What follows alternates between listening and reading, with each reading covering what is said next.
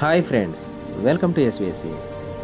ఈరోజు చాలా ప్రత్యేకమైన రోజు, అనగా డిసెంబర్ 21ని ఐక్యరాజ్య సమితి వరల్డ్ మెడిటేషన్ డేగా ప్రకటించింది. దీని ముఖ్య ఉద్దేశ్యం ఏంటంటే మానసిక ప్రశాంతతను పెంచడం, ఆధ్యాత్మికతను ప్రోత్సహించడం. ముఖ్యంగా ఈరోజు ధ్యానం, మానసిక శాంతి వంటి విషయాలపై ప్రజల్లో అవగాహన పెంపొందించడం. అయితే ఇక్కడ ఈ వీడియోలో మనం ధ్యానం ఎందుకు చేయాలి, ధ్యానం ఎలా చేయాలి, ధ్యానం వలన మనం పొందే ఫలితాలు ఏమిటి, ఇలాంటి విషయాల గురించి తెలుసుకుందాం. త్యాగరాజస్వామి అంటారు, శాంతము లేక సౌఖ్యము లేదు అని అంటారు. ఇక పతంజలి మహర్షి అంటారు, నిర్విషయం మనః ధ్యానః. అంటే ఏ విధమైన మనోమాలిన్యాలు లేని శుద్ధమైన, నిశ్చలమైన, నిర్మలమైన శాంతి స్థితే ధ్యానమని అంటారు. సర్వసాధారణంగా మానసిక స్థిరత్వాన్ని మరియు లోతైన ప్రశాంతతను సాధించడానికి ధ్యానం ఒక అంతర్గత ప్రయాణం.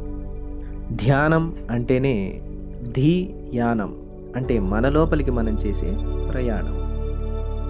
ధ్యానానికి సంబంధించి అనేక రకాల పద్ధతులు ఉన్నప్పటికీ కూడా ప్రపంచవ్యాప్తంగా బహుళ ప్రాచుర్యంలో ఉన్న పద్ధతి బుద్ధుడు సూచించిన అనాపాన సతి. అంటే పాళీ భాషలో అనా అంటే ముక్కు ద్వారా లోపలికి తీసుకునే గాలి, పాన అంటే బయటికి వెళ్ళే గాలి, సతి అంటే కలయిక. ఈ ఉచ్ఛ్వాస నిశ్వాసలను ఎరుకతో గమనించడమే ధ్యాన సాధన అంటారు. సర్వసాధారణంగా ఈ ధ్యానం యొక్క ప్రాథమిక ఉద్దేశ్యం ఏంటంటే అస్తవ్యస్తమైన మనస్సు నుండి అంతర్గత నిశ్చలతకు దారిని అన్వేషించడం.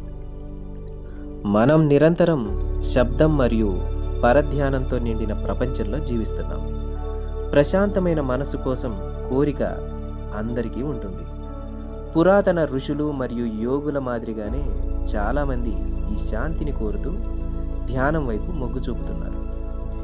ఈ లోపలి ప్రయాణం కూర్చుని నిశ్చలంగా ఉండాలనే సాధారణ ఉద్దేశంతో ప్రారంభమవుతుంది.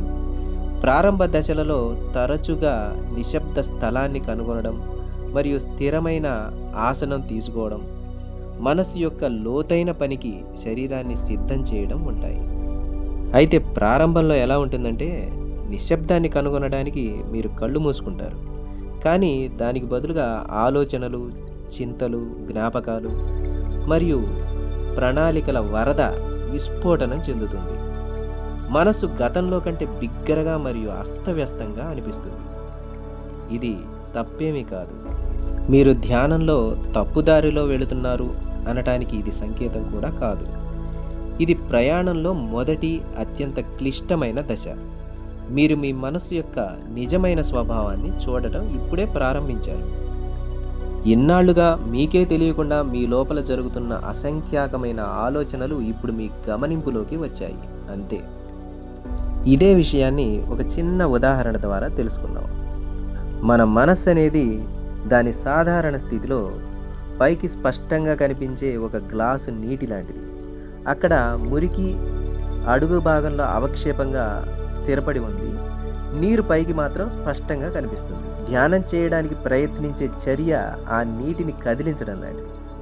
అన్ని నిద్రాణమైన ఆలోచనలు మరియు ఆందోళనలు ఉపరితలంపైకి లేచి ప్రతిదీ మబ్బుగా చేస్తాయి. మీరు అనుభవించే గందరగోళం కొత్తది కాదు, అది కేవలం దాగి ఉందంతే. ఇక ఎప్పుడైతే మనం ధ్యానం చేయడం మొదలు పెడతామో ఇలా ఆలోచనలు రాగానే మన మొదటి స్వభావం ఏంటంటే తలెత్తే ఆలోచనలను విశ్లేషించడం, సరిదిద్దడం లేదా పోరాడడం వాటితో. ఇదే అతిపెద్ద అడ్డంకి. మీ బిజీగా ఉన్న మనసును సరిచేసుకోవడానికి ప్రయత్నించడం వల్ల అది మరింత ఆందోళన చెందుతుంది. అందుకే ధ్యానంలో ముందుకు వెళ్ళే మార్గం అంటే తుఫాన్తో పోరాడటం కాదు, దానికి సాక్ష్యం ఇవ్వడం. ధ్యానం యొక్క లక్ష్యం మీ ఆలోచనలను బలవంతంగా ఆపడం కాదు. అలా చేస్తే అవి ఎప్పటికీ అంతం కావు. అది ఒక అంతులేని యుద్ధంగా కొనసాగుతుంది.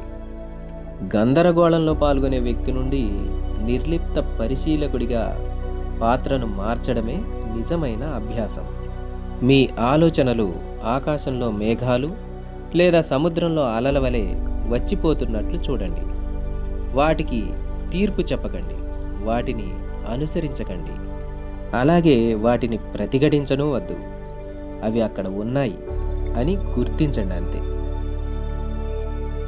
ఇలా మీరు నిరంతరం పరిశీలకుడిగా సాధన చేస్తున్నప్పుడు ఒక అద్భుతమైన విషయం జరుగుతుంది. మీ శ్రద్ధ మరియు ప్రతిఘటన ద్వారా ఇకపై ఆజ్యం పోసుకొని ఆలోచనలు తమ శక్తిని కోల్పోవడం ప్రారంభిస్తాయి. మనస్సు సహజంగానే ఏకబిందువు ఏకాగ్రతా స్థితి వైపుకి కదులుతుంది. అలా అప్రయత్నంగా శ్వాస మీద ధ్యాస ఉంచడం ద్వారా ఎరుకతో మీరు మీ యొక్క సహజమైన ఎరుకతో కూడిన నిర్మలమైన శాంతి స్థితిని పొందుతారు. ధ్యానాన్ని అనుభవించిన మనసు అసాధారణంగా స్పష్టంగా ప్రశాంతంగా మరియు పదునుగా మారుతుంది. నిరంతర మానసిక కబుర్లు తగ్గుతాయి. ఈ కొత్తగా లభించిన స్పష్టత వాస్తవికతను మరింత ఖచ్చితంగా గ్రహించడానికి, మీ నిర్ణయం తీసుకునే సామర్థ్యాలను మెరుగుపరచడానికి మరియు అవసరమైన మరియు అనవసరమైన ఆలోచనల మధ్య తేడాను గుర్తించడానికి మిమ్మల్ని అనుమతిస్తుంది. మీరు తక్కువ మానసిక ఘర్షణ మరియు ఎక్కువ సామర్థ్యంతో జీవితాన్ని నావిగేట్ చేయడం నేర్చుకుంటారు. ఈ ప్రయాణంలో అత్యంత లోతైన బహుమతి ఏంటంటే అంతర్గత దిక్సూచి. ఇది మనల్ని జీవిత సంక్లిష్టతల ద్వారా నడిపించే దిశ మరియు సరైన చర్య యొక్క సహజమైన భావం. ఇది బాహ్య పరిస్థితుల ద్వారా కదలకుండా ఉండే స్థిరమైన అంతర్గత సూచన స్థానం. ఈ దిక్సూచితో మీరు ఇకపై జీవిత తుఫానులో కోల్పోరు. మీరు దాని కేంద్రంలో ప్రశాంతంగా ఉంటారు. ధ్యానం అనే ఈ ప్రయాణానికి ముగింపు లేదు, లోతైన ప్రారంభం మాత్రమే ఉంది.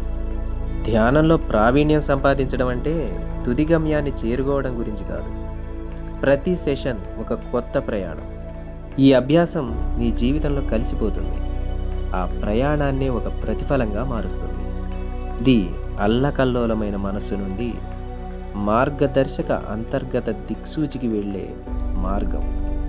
మీరు ప్రతిరోజు నడవగలిగేది. It is not a destination, it is a journey. చివరిగా ధ్యానం వలన మనం పొందే కొన్ని ముఖ్యమైన ఫలితాలు. ధ్యానం అనేది మానసిక ప్రశాంతతను పెంపొందిస్తుంది, శారీరక ఆరోగ్యాన్ని మెరుగుపరుస్తుంది, ఏకాగ్రతను పెంచుతుంది మరియు మొత్తం శారీరక శ్రేయస్సును మెరుగుపరుస్తుంది.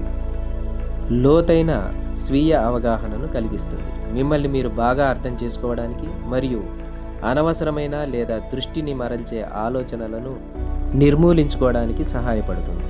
ఏకాగ్రత కోరుకునే విద్యార్థుల నుండి శాంతిని కోరుకునే పెద్దల వరకు ధ్యానం అన్ని వయసుల వారికి ప్రయోజనం చేకూరుస్తుంది. ఈ వీడియో కనుక మీకు నచ్చినట్లయితే లైక్ చేయండి, షేర్ చేయండి మరియు సబ్స్క్రైబ్ చేసుకోండి. ధన్యవాదములు.